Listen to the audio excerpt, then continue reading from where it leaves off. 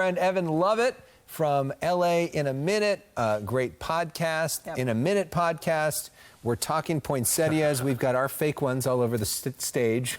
Talk to us about the history. Well, it is LA.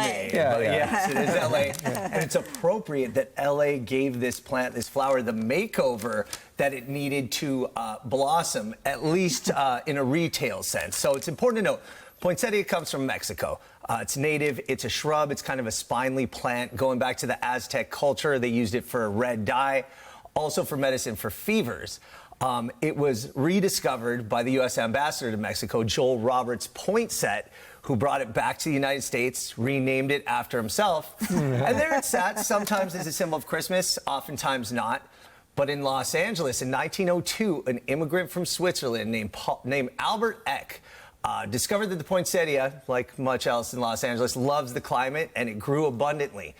And he thought that if he could license technology from Germany to sort of graft the plant and make it, let's say, evolve a little bit, he was able to turn that spindly plant into these robust, deep red leaves, and also made it much more hardy, so it would last for about 6 to 8 weeks, despite even minimal care of people with a brown thumb. So what happened? He started selling them from his farm in Eagle Rock to Sunset Boulevard to the developers of communities, burgeoning communities like Beverly Hills and Westwood, who would put the poinsettias all over.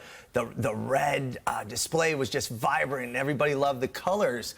And what ended up happening, a major thing, he sold them in pots instead of bouquets. And from there, they started catching on, especially behind his son, Paul Eck, who did some very creative and aggressive marketing. He'd send them to TV shows who would put them on their set. He'd send them to magazines like Good Housekeeping or TV Guide, who would put them on the cover. And a poinsettia empire was born. It's the largest selling plant in the United States today. Wow. But the Eck family, so they started here. And by the way, I didn't realize that it's all because of them, that it's the potted plant now, Yes, right? Because yes. that's all that I think about when I think of a poinsettia. Correct.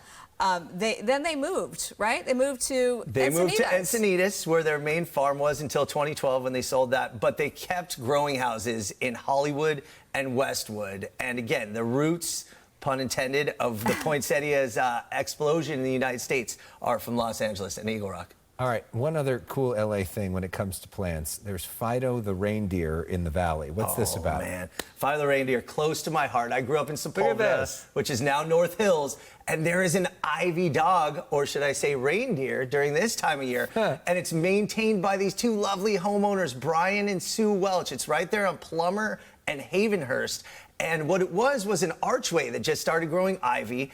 And Sue said to her husband, Brian, who was a hairstylist, why don't you create a dog, since it kind of sort of is taking that form? So he took that seriously, and it became this beloved community icon, an ivy dog. And then their sons, Mark and Andrew, about 15 years ago, were like, why don't we turn that dog into a reindeer for the holidays? And there it is. They dress it up. They put little antlers on it. What are nice the antlers nose. made of? Styrofoam and other kinds of like paper mache type of material. That's awesome. But That's yeah, an Instagrammable moment. totally right there. Instagrammable and just very, very Los Angeles. Oh my goodness, I love it. Yep. Poinsettias, are they still used for medicinal purposes down in Mexico? Wow. Do you know? I'm sure you know there are a I'm lot curious. of native remedies that are probably better than some of the stuff we get over the counter and prescribed, so I wouldn't be surprised if it still is. And as we wrap up, shout out to Vallarta Supermarket. Also, quite the sweater you got going there. This is an American dream story, one of my favorite Los Angeles American dream stories. Enrique Gonzalez, in 1985, he was an immigrant from Jalosto Titlan in Jalisco, Mexico. He opened a carniceria, Van Nuys, 1985. Within 5 years, it was the first brick-and-mortar supermarket called Vallarta. Today, there are 53 locations with 8,000 employees, and it all started with a dream, and it's still family-owned. Great L.A. company and a true L.A. American dream story. And thank you for the sweater, Vallarta. Love it. He can't be stumped when it comes to LA. Yep. All right, so you can get much more from Evan.